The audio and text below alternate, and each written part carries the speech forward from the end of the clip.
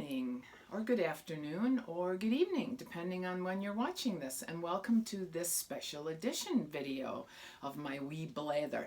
You'll see that Frida is joining me today, and she's joining me for a very good reason, and that will make sense in a few minutes. But first, let me welcome those of you who are watching this and are part of the state of Wisconsin's Girls Summit.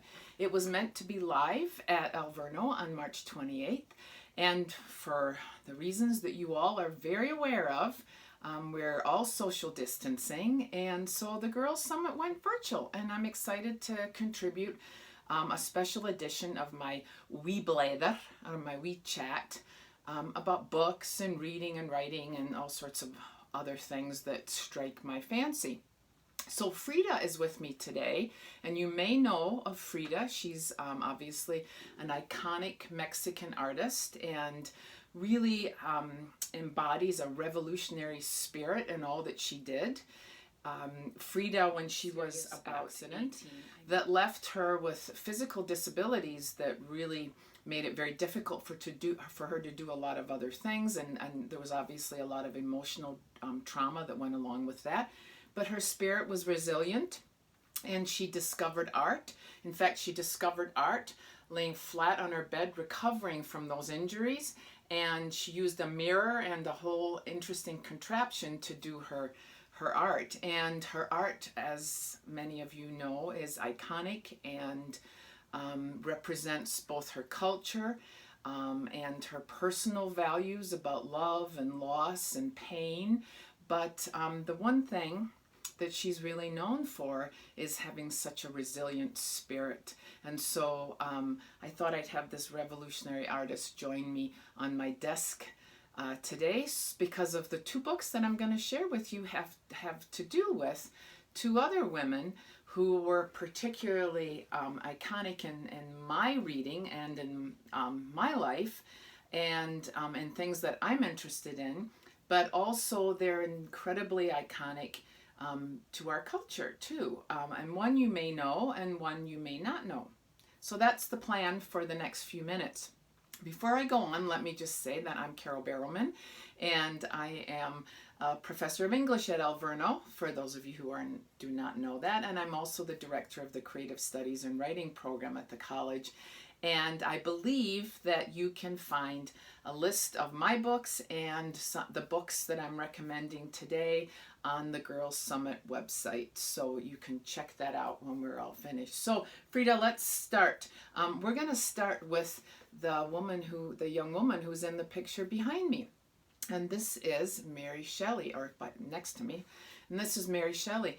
And like Frida, Mary Shelley created probably the most iconic science fiction character ever, and maybe the most iconic in just literature generally. She is the author of Frankenstein, and she wrote it. Get this. She wrote Frankenstein when she was about 19 years old. I'm pretty sure I wasn't doing anything that great when I was 19. But anyway, Mary Shelley was a runaway, pregnant as a teenager, like Frida Kahlo, had incredibly revolutionary ideas about the way women should be treated, about gender in general, and about freedom and our right to vote. And she was an advocate for women's rights, partly because, and she was influenced by her mother, who was Mary Wollstonecraft, who wrote A Vindication of the Rights of Women for like the decade before Mary was born.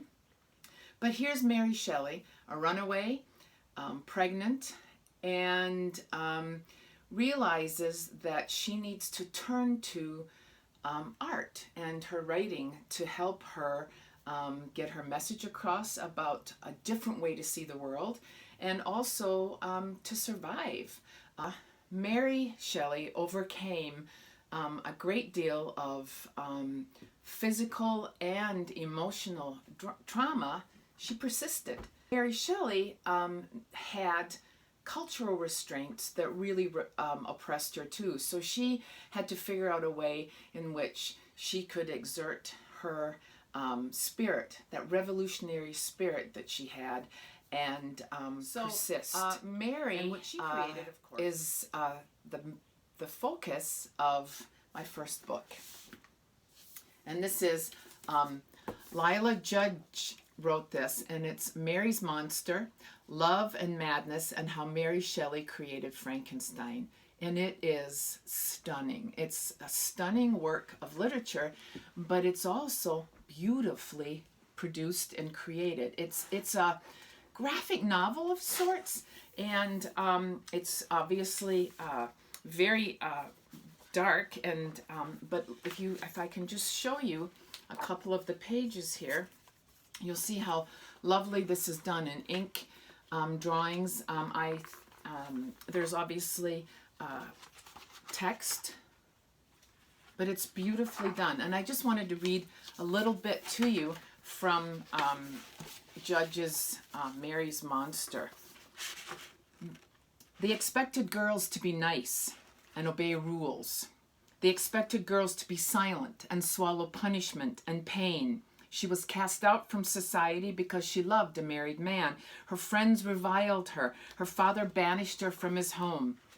But she did not hide.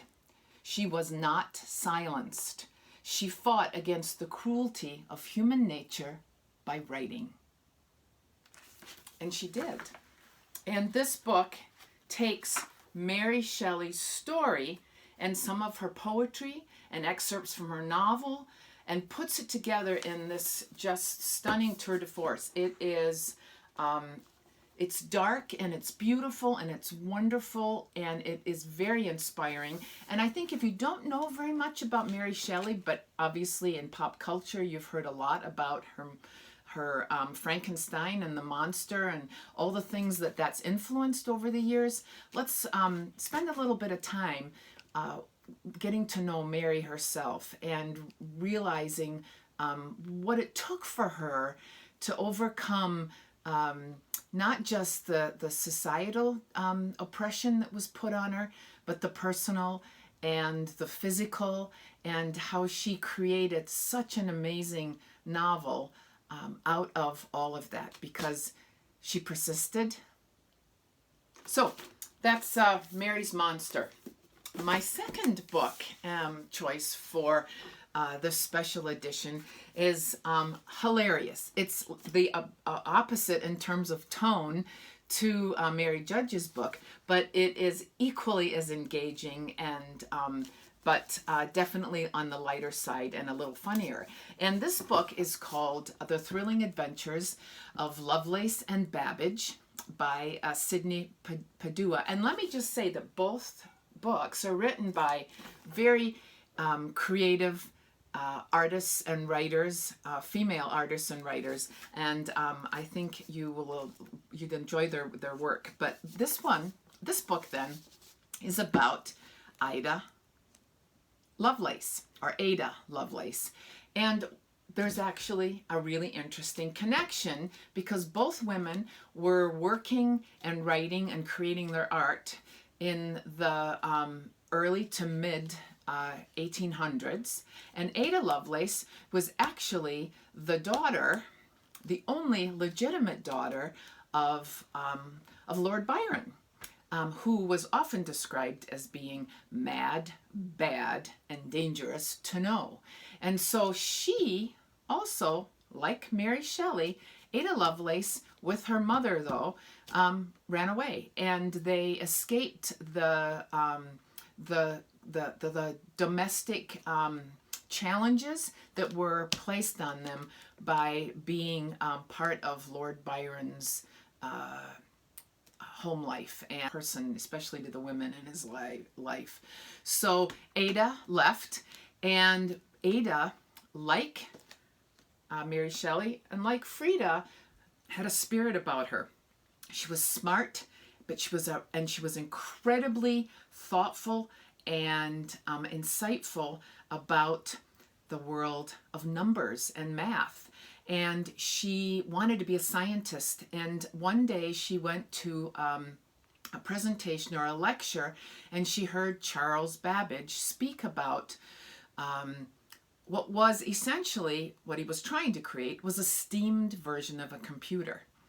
100 years before we even had a real computer, he imagined it, and she imagined it too. And she thought, I can help. I can see things that he can't see. And so Ada then takes Babbage's work and essentially translates it so that other people can understand what he was trying to say, but she also at the same time added a whole nother level of theory to his work. So much so that now we recognize that what Ada did was really create the first actual computing theory. And she did it all in the footnotes to Babbage's work. And this is the cool thing about this book. It is also kind of a graphic novel, as you can see, but it's full of footnotes because she really established her philosophy of computing in the footnotes to his work. And so the book is full of footnotes. But the really fun thing about this book is the graphic aspects of it are, let's say, they're whimsical alternate reality kind of takes on Ada Lovelace's life. Whereas in the footnotes, you can jump in and out. You don't have to follow along with them at all. But if you don't read the footnotes in this book, you miss a ton of really interesting historical information about Ada and the time period, the Industrial Revolution, and all of the really exciting things that were happening in technology back then, and that Ada was part of as a woman, which was really not, we're only beginning to realize how many women were part of the Industrial Revolution and some of these technological advances. You can almost think about Ada a little bit as sort of a hidden figure in our history and needs to be discovered. So in the comics, we are treated to some hilarious adventures, because when she and Babbage get together, not only do they try to invent a computer, but they decide to take on crime and solve crime in 19th century Victorian. Sort of tongue-in-cheek irony and an in-your-faceness that I think readers will really enjoy. So there we have it. Today's wee blether. A little bit about Frida Kahlo. Two really exciting and interesting books.